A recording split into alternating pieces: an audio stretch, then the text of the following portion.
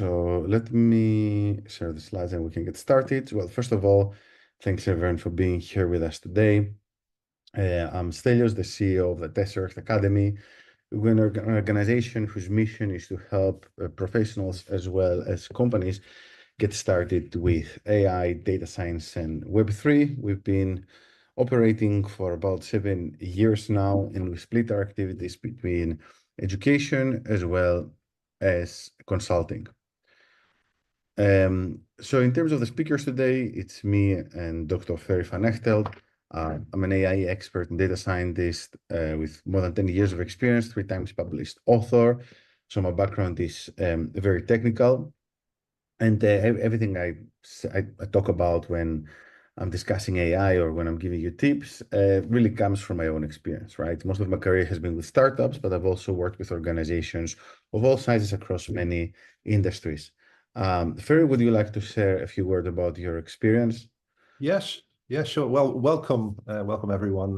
So my name is Ferry, originally Dutch. I'm a serial entrepreneur. I am also an academic. I am a doctor.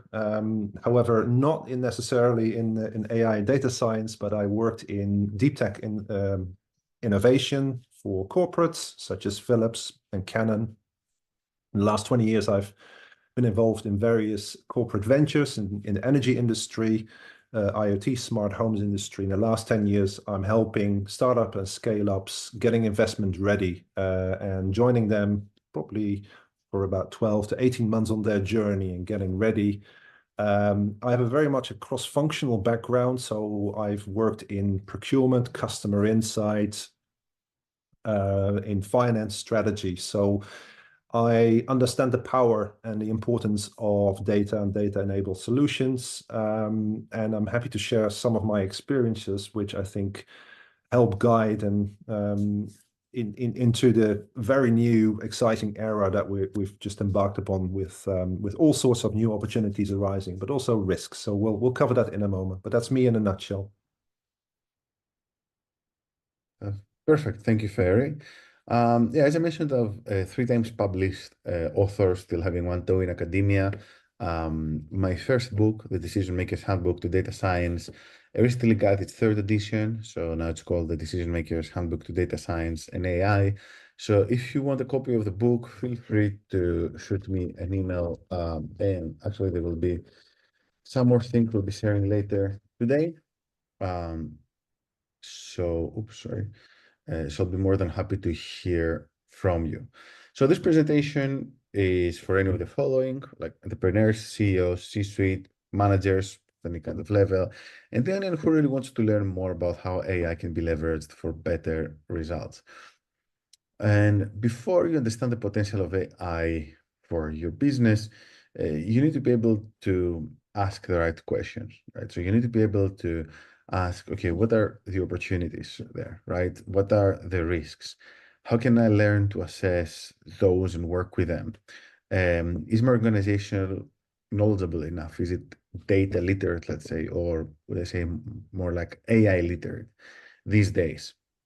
Can I develop transition paths? I guess this is something that points 4 and 5, they're more of a concern for bigger organizations because startups, they're quite often agile and they don't suffer from these types of problems.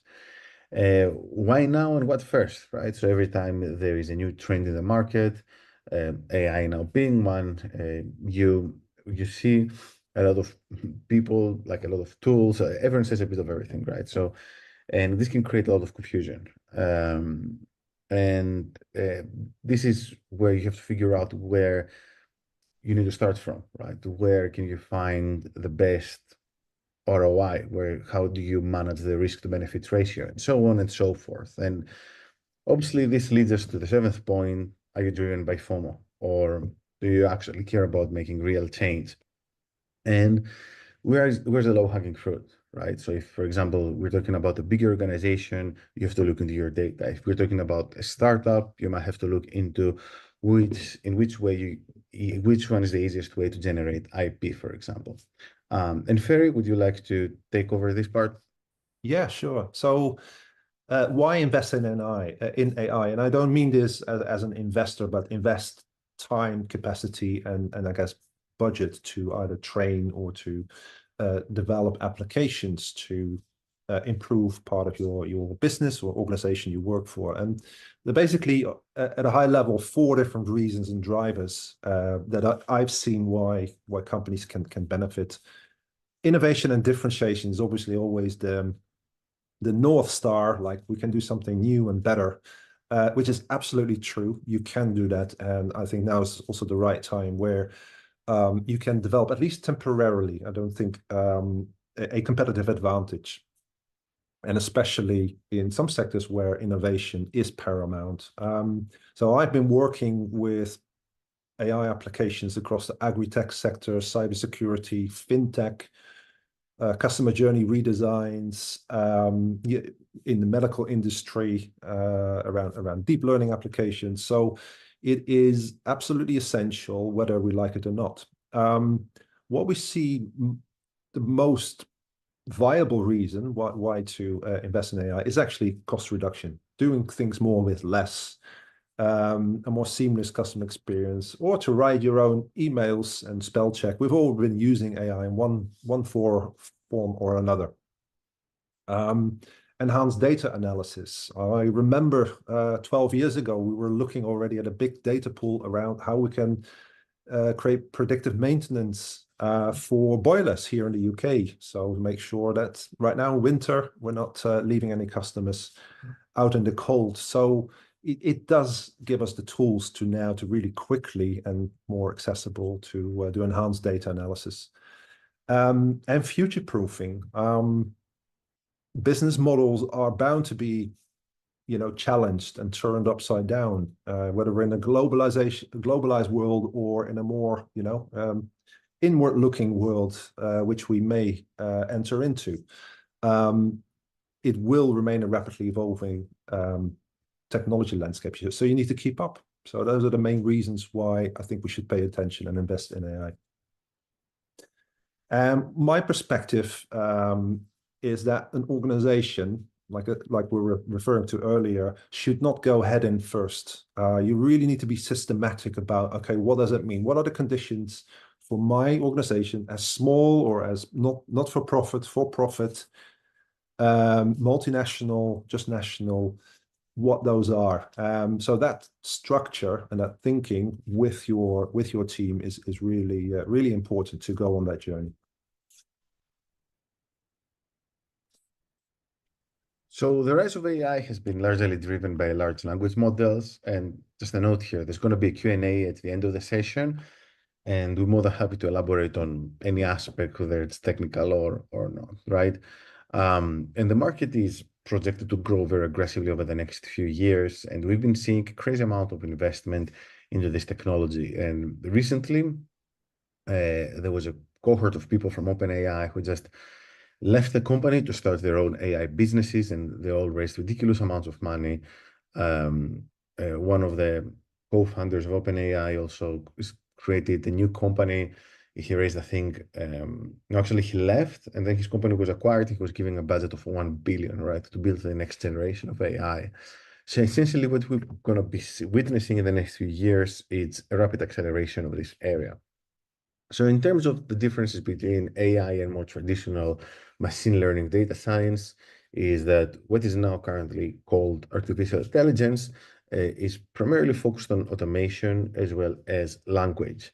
So it becomes an amazing tool in reducing costs, improving productivity, and it provides very good synergies with other technologies.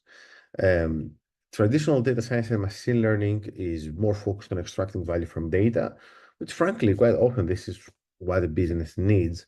But now it feels like it's been overshadowed to some extent by the hype around the large language models and AI. However, something which is very important to state is that the hype in AI has also facilitated an increasing popularity in data science and more traditional machine learning techniques. In terms of use cases of artificial intelligence, there's a ton, right? So as I mentioned, most of them now they're around large language models and related technologies in generative AI, like video production and images and so on and so forth. And they all relate to primarily improving productivity or replacing human workers with some form of AI, especially in domains like marketing. That's an extensive list. I'm not going to read it out because we'll be sharing this presentation anyway with anyone who wants to um, learn more about this later. And also in the Q&A session in the end, we're more than happy to elaborate upon each one of those aspects. I guess some of the most prominent case studies are around customer support automation. Vodafone has already taken this step. Fraud detection is one where AI and machine learning, they are used a lot. And this was actually even before the current rise of AI. Recommender systems, so I think any B2C type business these days, like in the retail space or otherwise, is making use of recommendation. Amazon is the most prominent example, but this doesn't mean that this technology cannot be used by smaller companies as well. We have actually built recommender systems for very, very small companies, even startups. Predictive maintenance is another interesting case study. Marketing. So it feels like we're going to enter an era where there's going to be maybe one person doing the work of a whole marketing and sales team through the use of AI. AI in healthcare as well is very powerful. Actually, Demis Hassab is the founder of DeepMind, which is a very big London-based AI company. Recently received a Nobel Prize for some work related to biology and the use of AI in DNA, and the same work is actually being applied now to discover new drugs. And then also supply chain optimization or other forms of optimization in logistics. That's another very popular case study. And now let's move on to discuss when data science R&D is worth the investment. Ferry, would you like to take this one over?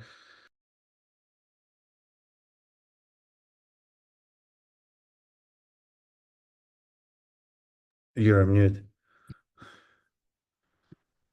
Apologies. In terms of the next level question, which is not only when am I engaging with adopting AI, but actually using my data that I've got to develop your own IP, your own unique differentiator. And it sounds very trivial, but you need to have data. And often people don't realize that they are having valuable data. So you can adopt two approaches. One is, what can I learn? What data do I have and what can I do with it? Or you have something in mind, I need to achieve this certain outcome, and then you can engage to figure out how to deploy the different approaches to achieve that. Sorry. 1 second. Stelios will be talking about in a moment about, for example, how you automate a process or create a predictive model. There's all sorts of sub flavors and approaches that how you can engage and develop based on your own data, your own models and improvements. Over to you, Stelios. Yes, thank you, Ferry. So in terms of the different flavors of more traditional data science and machine learning, I'm going to present a very brief overview. The point being that quite often what businesses need is not necessarily some advanced form of AI, but something a bit more traditional, which can still work alongside AI, right? So if anything, the things I'm going to cover in the next 3 slides, they get super powered by AI. And the first layer, usually the first layer of data science and analytics is what we call descriptive analytics. Yeah. So things like Excel dashboards, data collection, basic data strategy, so on and so forth. So this layer now can actually be done very effectively through the use of AI. So if you upload a data set on ChatGPT, as long as it's not beyond a certain size, I'm not sure what the file size limit is currently for ChatGPT, for the premium version, we can get some graphs and a nice interpretation of the data. It's not perfect, so now it's not the time to fire your business analyst. However, this is a very good indication of where the market is heading towards them. Yeah. So in the next few years, we're going to see entire departments essentially be reduced to a couple of people who are going to be running these types of analysis using AI. This can also be said for predictive analytics, and which is really the bread and butter of machine learning. In the last few years, there was a lot of discussion around what we used to to be called narrow AI, right? That is an application of intelligent algorithm within a very narrow domain. Things like forecasting sales, customer churn, fraud detection, predictive maintenance, so on and so on and so forth. So these are some of the most powerful use cases. And again, through the combination of AI and machine learning, it's very easy to roll this out. And if anything, we're also working on a product of our own that will facilitate the creation of these types of pipelines. So someone without any, let's say, real knowledge of AI or machine learning, they will be able to upload the data set and then get back a predictive pipeline. And then the final layer of automation is around prescriptive analytics, which is around full-blown automation. So, for example, Amazon has this vision, right, of a business that is purely run by AI, all the way from optimizing its logistics to managing items in the warehouse, deliveries, and so on and so forth. So this is probably way too advanced for most organizations, and it requires considerable shifts in culture as well as the understanding of AI and data science. So in this regard, I think it's a very interesting vision, which may not apply to everyone. And now let's move on towards the end of the presentation, where we're going to discuss how to get started with AI. So the first thing that you need to decide is whether you're going to build or buy, because both options are available. So in terms of building, there's a lot of options now, and building a new type of AI, large language model, some kind of integration pipelines has become easier than ever.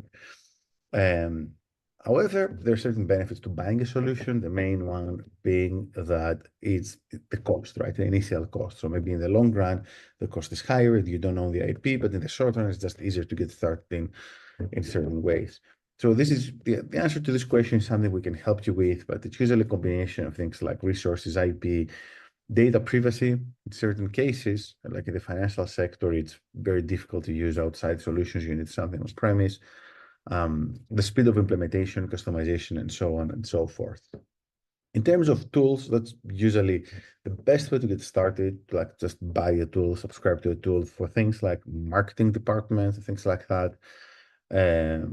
And there's a lot of them out there, right? And there's actually a list that we can share with you if you just want to drop us an email, and we'll be actually following up after the end of this session, where we explain the different types of tools, the categories, how you can use them.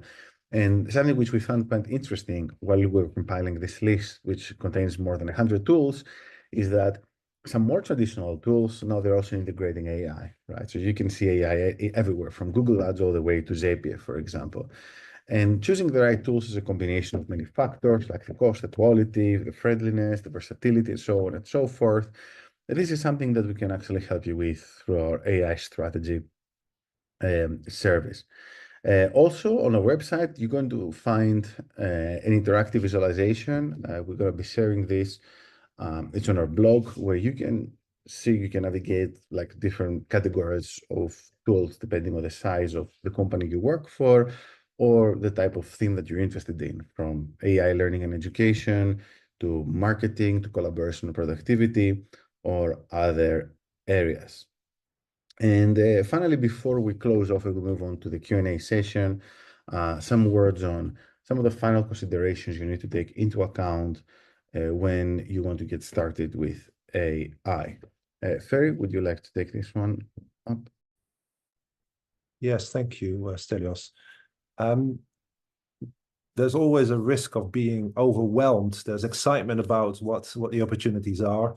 And then when the waves of experimentation and awareness increases, then also the regulators catching up. And we're now in that phase where whether you are a user, an adopter, or a reseller, or really literally you develop your own applications and sell it on, we all need to keep an eye on what AI regulation, compliance, governance, ethics, and liability. So especially EU has been trying to catch up very quickly, and knowing how to, you can't keep up with everything or know how deep you need to go. So you need to organize yourself, select the right sources, be it people or online, on online blogs, to make sure that you are not caught out and incur extra risks when you adopt generative AI or AI and process data of customers, staff, suppliers, etc. So I'm very keen always as an advocate, as boring as it is, it's incredibly important to know what's going on in these areas. And we'll be organizing separate deep dives, what that means. So stay tuned for some really great speakers, knowledgeable. One of the questions which it is also very important to set the right expectations. How can we develop and protect IP in the era of ChatGPT 5? This has also got to do, again, about legislation. Ireland, EU, California, and different areas, they will all have slightly different views on who is the IP owner, or to what degree has the human being been prompting the creation of something that is really valuable. So again, you'll need expertise or someone who can translate quite quickly to make sure you're not focusing on something that ultimately you can't protect via a patent application. So again, you'll have to seek advice on that. Here are 5 topics, but I'd like to welcome anyone to submit in the chat their burning deep dive as a topic. We can lay that on and organize that for you next year. So some of the topics are, on the top is raising capital for AI driven ventures, with the market having taken a downturn, particularly in the very early stage ventures. So that's coming up on the 3rd of December. The other one topic is really more for our UK audience, which is around how can I qualify and benefit from R&D tax credits. Again, these are all government-backed schemes. So we'll look at that, how that's possible. How can I understand the potential, as we discussed, valuable IP around my AI work? Go-to-market strategy. There's a lot of tools, a lot of people out there saying how they can, promise the world. We're going to take a deep dive of someone who has actually backed his solution up with different sciences, not just AI, but also human sciences. So it will be a discovery rather than a pure promotion. And finally, regulation compliance. We're going to have a deep dive in that as well. We'll also take a US perspective and different in different continents. So please add if something is missing that is a burning topic that matters to you, and we'll try to come up with a good session. Perfect. So now we're closing off, and I'd like to invite you to drop us a note, but we'll also be following up with you in case you need any help, any assistance getting started with AI and data science. We have a unique framework we've created which guides you through AI adoption and helps you identify the right path. Should you build or should you buy, as well as understand which are the best tools for you to use, navigating this maze that we outlined earlier, like all the different considerations, cost, expectations, user friendliness, and so on and so forth. So feel free to just drop me directly an email, but we'll also be going to be sharing a form with everyone who registered for this event in case you want to get access to this, as well as the tools visualization, which we shared with you earlier today. So these are my personal contact details. Thank you, Mirna. And I guess that's the end of the presentation, and we're more than happy to move on to the Q&A. So any questions? I mean, we're a very small crowd today, so feel free to ask anything, even if it's technical.